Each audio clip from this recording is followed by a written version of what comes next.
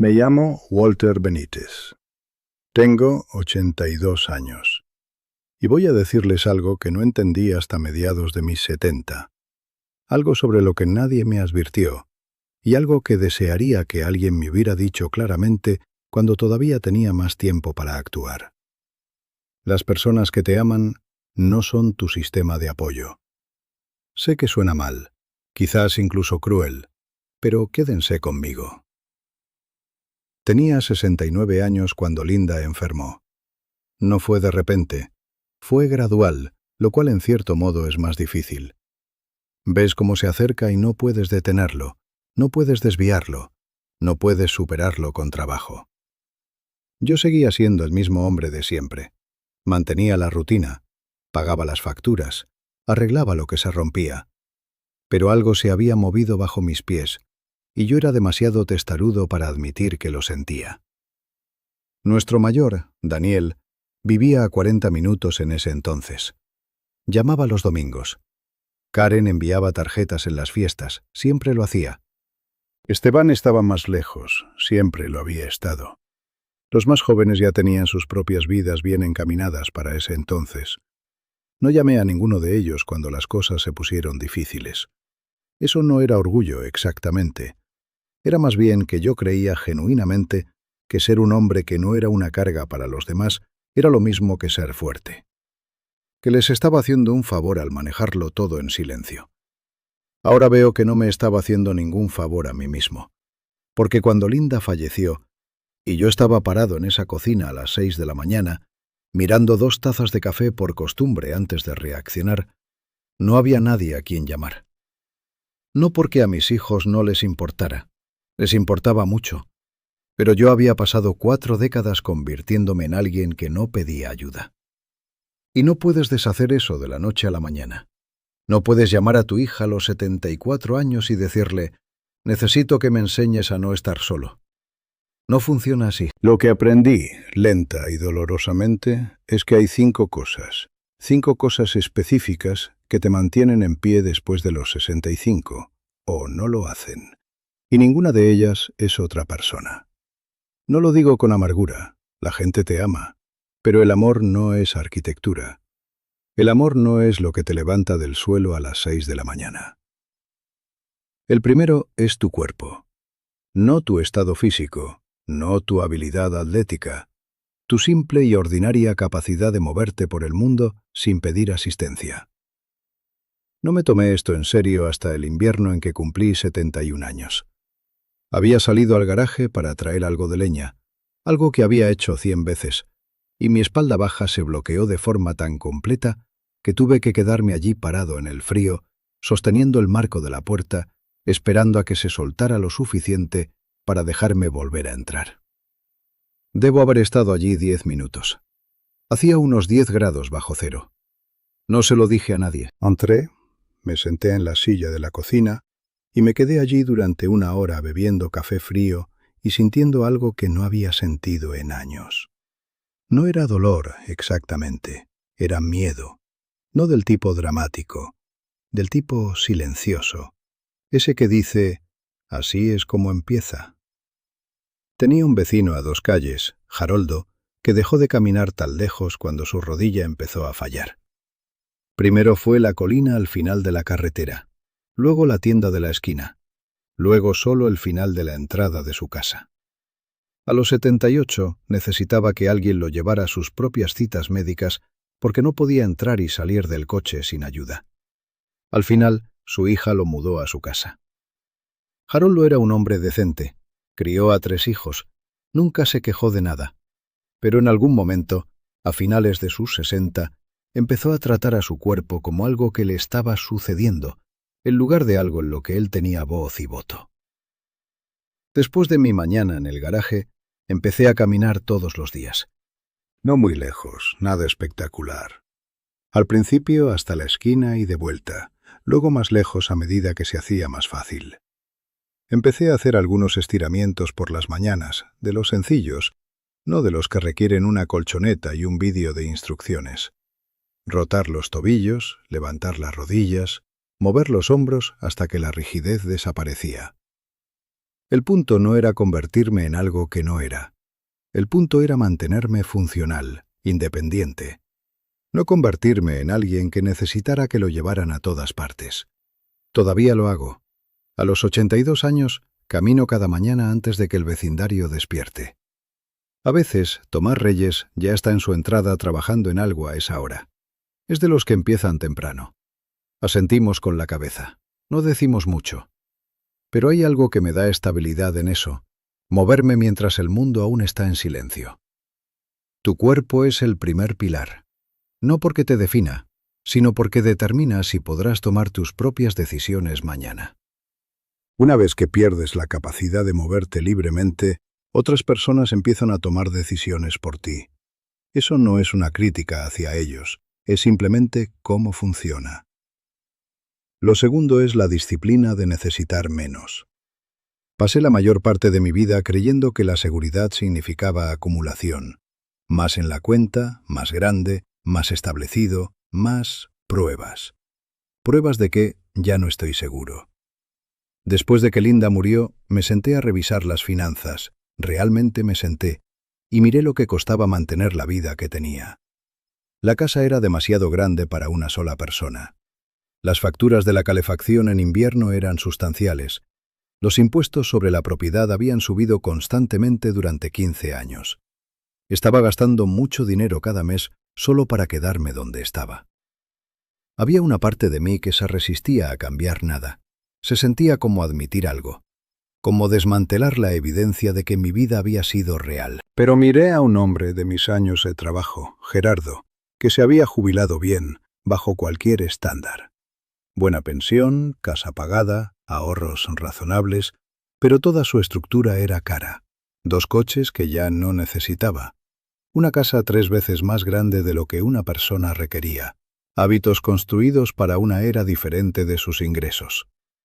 Para cuando tenía 76 años, estaba llamando a su hijo para pedirle dinero para cubrir el mes. El hijo lo ayudaba porque era un buen hijo. Pero Gerardo me dijo una vez, un año antes de morir, que esas llamadas eran lo peor que había tenido que hacer en su vida. Cambia las cosas, dijo. No vuelven a ser normales después. Decidí que no iba a hacer esas llamadas. Vendí la casa, no sin cierta tristeza, se lo digo claramente. Esa fue la casa donde crecieron mis hijos. Era mía desde los 32 años. Hay huellas de manos en algún lugar bajo la pintura del pasillo que nunca cubrí.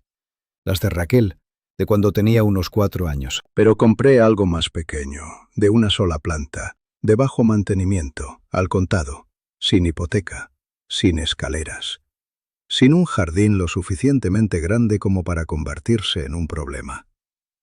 Me deshice de un coche, simplifiqué las compras, dejé de gastar dinero por costumbre, y sucedió algo que no esperaba. Me sentí más ligero, no más pobre, más ligero. Como si hubiera estado cargando un peso que había confundido con dignidad durante 40 años. Cuando necesitas menos, nadie tiene poder sobre ti. No tienes que pedir, no tienes que aceptar condiciones. No tienes que sentarte frente a tu hijo adulto fingiendo que todo está bien, mientras ellos se preguntan en silencio si van a tener que empezar a cubrir tus gastos.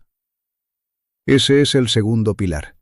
No la pobreza, la simplicidad.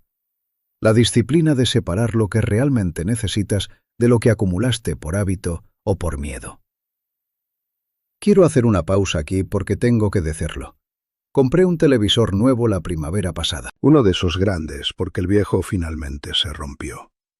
Y hasta el día de hoy no logro encontrar dónde quedaron los canales normales.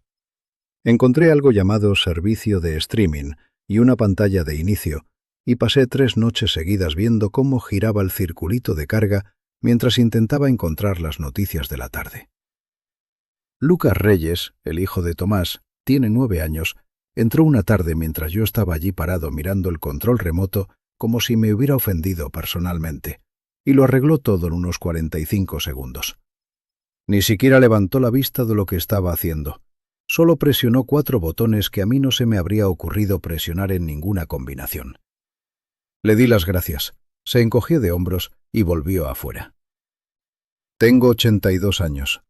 He arreglado motores, he criado a 5 hijos, y un niño de 9 años tuvo que rescatarme de mi propio televisor. En fin. El tercer pilar es tu salud, y me refiero a los hábitos, no a la suerte. Quiero decir esto claramente porque he visto a demasiados hombres de mi edad tratar su salud como una lotería. Como si algunas personas simplemente se enfermaran y otras no, y lo mejor que puedes hacer es esperar y ver. Eso no es del todo erróneo. Hay suerte de por medio. No voy a fingir lo contrario, pero también hay una gran parte que no es suerte en absoluto. Son decisiones tomadas consistentemente a lo largo de los años, pequeñas, insignificantes, que se acumulan en algo bueno o se acumulan en algo que no puedes deshacer. Mi hermano Roberto, menor que yo, siempre fue el más despreocupado, tenía una actitud hacia su salud que podría resumirse como: si no está roto, no lo menciones. No le gustaban los médicos, no le gustaba el tema en general. Se sentía bien, decía. Siempre se sentía bien. A los 68 años ya no se sentía bien. Su presión arterial había estado alta probablemente durante una década sin que él lo supiera. Su azúcar en sangre había estado subiendo. Su corazón estaba trabajando más de lo debido, porque nunca le había pedido que trabajara en absoluto. No murió, pero se convirtió casi de la noche a la mañana en un hombre cuya vida diaria entera estaba organizada en torno a gestionar su declive. Medicamentos, restricciones, miedo a lo siguiente que pasaría. Dejó de ser alguien que vivía su vida y se convirtió en alguien que monitoreaba el final de la misma. Yo tomé un camino diferente, no porque fuera más listo, sino porque el médico de Linda me dijo algo una vez, al principio de su enfermedad, que no pude quitarme de la cabeza. La mayoría de las personas que veo con problemas graves a los 80, ya les vi las señales de advertencia a los 65. Simplemente no actuaron. Así que actué. Fui al médico anualmente, incluso cuando me sentía bien. Mantuve mi peso dentro de lo razonable, caminé cada mañana, reduje las cosas que sabía que eran problemas, pero que me resultaba cómodo ignorar. Bebí agua en lugar de lo que fuera más fácil. Nada de eso fue dramático. Nada de eso pareció significativo en su momento. Pero tengo 82 años y no tomo ninguna medicación diaria con receta. Mi corazón es estable. Sigo conduciendo a donde sea que necesite ir. Eso importa, no por cómo suena, sino por lo que significa. Significa que no requiero que nadie me gestione. No necesito que alguien me lo recuerde, me agende o me transporte. Sigo siendo yo quien está a cargo del día. Tu salud es el tercer pilar, y el trabajo para lograrlo ocurre 20 años antes de que lo necesites. La cuarta cosa es la capacidad de absorber la pérdida sin desmoronarse. Nadie te prepara para cuánto de la segunda mitad de la vida es pérdida. No necesariamente de forma dramática, solo la erosión constante. Amigos que dejan de llamar y luego se van para siempre. Colegas con los que trabajaste durante décadas que de repente ya no están. El barrio cambia. Las rutinas que construyeron tus semanas desaparecen. Y luego las pérdidas más grandes. Las que reestructuran todo. Cuando Linda murió, me enfrenté a una elección específica que no reconocí del todo como una elección en ese momento. Podía dejar que la ausencia se convirtiera en el centro de todo. Podía organizar mis días en torno a ella, llamar más a mis hijos, dejar que el duelo se convirtiera en una forma de seguir conectado con ella, permaneciendo dentro de él. O podía seguir moviéndome. No para alejarme del duelo, eso no es posible, ni honesto, sino a través de él, junto a él, llevándolo conmigo en lugar de estacionarme dentro de él. Elegí lo segundo. No porque fuera estoico o porque lo hubiera procesado bien. Honestamente no estaba seguro de lo que estaba haciendo. Simplemente mantuve la rutina. Me despertaba a la misma hora, hacía el mismo café, caminaba la misma ruta. Algunas mañanas esa rutina era lo único seguro, y lo seguro era suficiente. Conozco a un hombre. Lo conocí en un grupo social de la iglesia al que Linda solía asistir. Fui unas cuantas veces después de que ella falleciera. Llamado Eduardo. Perdió a su esposa un año después de que yo perdiera a Linda. Y Eduardo tomó la otra opción, Dejó de hacer casi todo lo que solía hacer. Dejó de ir a los lugares a los que iban juntos. Empezó a llamar a sus hijos a diario, lo que se convirtió en una especie de presión, aunque esa no fuera su intención. Necesitaba que alguien llenara lo que se había vaciado. Y sus hijos lo intentaron, porque eran buena gente, pero no pudieron hacerlo. Nadie puede hacerlo. El vacío no tiene la forma de otra persona, tiene la forma de la vida que construyeron juntos, y nadie más encaja ahí exactamente. Eduardo está al final de sus 70 ahora y me dice que siente que ha estado esperando algo desde entonces. Esperando sentirse mejor, esperando que las cosas vuelvan a sentirse normales. Creo que lo que aprendí, lenta, imperfectamente, sin ninguna guía, es que el duelo no es un problema a resolver, es un peso que se carga. Y hay una diferencia entre cargar algo y ser enterrado por ello. La resiliencia no es dureza. Fui duro toda mi vida y no me ayudó aquí. La resiliencia es más bien una práctica. Levantarse, hacer el café, caminar la manzana, decirle sí al día ordinario. Si pierdes eso, te vuelves dependiente de otros para que le den sentido a tus días. Y ellos lo intentarán por un tiempo, pero no es sostenible. Y en algún lugar debajo de la gratitud sentirás la vergüenza de ello. Ese es el cuarto pilar, la capacidad de seguir adelante a través de las pérdidas, no rodeándolas. El quinto es saber quién eres y negarse a entregarlo. Este es el que me pilló desprevenido, porque nunca pensé que sería algo que tendría que defender. Cuando envejeces, la gente empieza a tomar decisiones en tu nombre, con suavidad, con cuidado, con amor, pero sin preguntarte primero. Tus hijos empiezan a verte como algo que requiere protección. Los médicos empiezan a explicarle las cosas a la persona que está a tu lado en lugar de a ti. La sociedad deja de tratarte como alguien con opiniones que vale la pena preguntar. Y si no sabes quién eres, qué valoras, qué estás dispuesto a aceptar, a qué no estás dispuesto a renunciar de ninguna manera, te despertarás una mañana viviendo una vida que alguien más diseñó para ti. Vi que esto le pasó a un hombre llamado Francisco. Un hombre decente, trabajó toda su vida, se mantuvo en forma razonable. Pero sus hijos, y lo hacían con buena intención, de verdad, lo convencieron, paso a paso, de dejar de conducir. Luego lo convencieron de que el jardín era demasiado trabajo, así que debía mudarse a un apartamento. Luego el apartamento estaba en un tercer piso, lo cual les preocupaba, así que debía probar en otro lugar. Luego ese lugar tenía un director social y un horario de comedor, y para cuando Francisco tenía 79 años, vivía en un edificio donde alguien tocaba una campana a las 5 de la tarde para decirle que la cena estaba lista. La última vez que vi a Francisco se veía bien, técnicamente, bastante sano. Pero tenía una cualidad que solo puedo describir como retirada, como si se hubiera alejado de sí mismo en algún momento del camino y nunca hubiera vuelto a entrar. Mi hija Raquel, es la menor, siempre ha sido la que dice lo que los otros están pensando. Me llamó unos 2 años después de que Linda falleciera y me dijo que había estado hablando con sus hermanos y que pensaban que quizá era hora de considerar algo más cerca de alguno de ellos. Solo como una conversación. Escuché todo lo que dijo. Fue muy considerada al respecto. Luego le dije, te lo agradezco. Mientras pueda cuidar de mí mismo me quedo en mi casa. Si eso cambia, hablaremos. Pero no ha cambiado. Ella insistió un poco.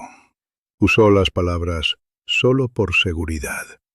Conozco esa frase. No se trata de mi seguridad, se trata de gestionar su ansiedad. La de ella, lo cual es comprensible, pero no es mi responsabilidad resolverlo renunciando a mi vida. Me mantuve firme, no con dureza, pero con claridad, porque sabía y sé lo que me importa. Mis mañanas, mis caminatas, mi propia cocina, la capacidad de sentarme a mi propia mesa a la hora que yo elija, hacerme mi propio café y que no sea asunto de nadie. Eso no es algo pequeño, es todo. Si no sabes a qué no estás dispuesto a renunciar, otras personas decidirán por ti con las mejores intenciones. Y pasarás tus últimos años en una vida que encaja con la idea de otra persona sobre lo que es mejor para ti. El quinto pilar es la identidad, no la nostalgia, no la terquedad, la identidad. Saber dónde estás parado y permanecer allí. 5 cosas. Tu cuerpo. Tu capacidad de moverte por el mundo sin pedir permiso. La disciplina de necesitar menos, para que nadie tenga poder sobre ti. Tu salud, construida a lo largo de décadas en decisiones pequeñas y corrientes. La capacidad de absorber la pérdida y seguir levantándote después.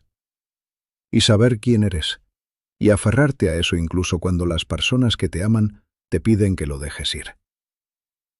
Pienso en estas cosas ahora en mis caminatas matutinas. El vecindario suele estar tranquilo a esa hora.